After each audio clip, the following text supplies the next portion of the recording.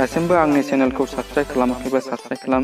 बेजों लोगोसे घन्टिनि सावगारिखौ थुनानै हो, मानोना आं लेटेस्ट भिडिअ आपल'ड खालामनायखौ नोंथांनिसिम सिगांसिन सौहैयो।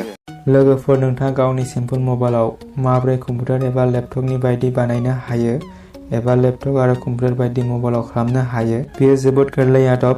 नोंथाङा गावनि मबाइलखौ जोबोद मोजां नुहोनो हागोन। लोगोफोर, बेखौ माबोरै खालामनो होनबा लोगोफोर बे भिडिअखौ जोबजासिम नायलां आरो लोगोफोरनो शेयार खालाम। बेजों लोगोसे लाइक खालाम।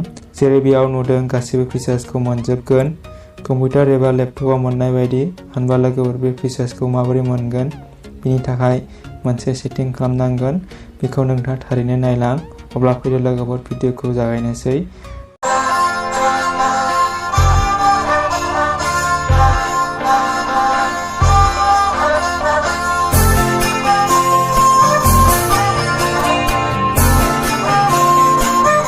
लोगोफोर, गावनि मबाइलखौ एखे खामानि जागोन। जुदि मोजां मोनदोंब्ला लाइक खालाम। गासिबो लोगोफोरनो थारैनो शेयार खालाम। दासिमबो आंनि चेनेलखौ साबस्क्राइब खालामाखैबा साबस्क्राइब खालाम।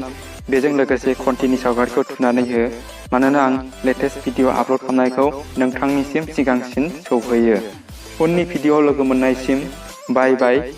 जै बर' हारिनि जै बर' राव गेवलांथों।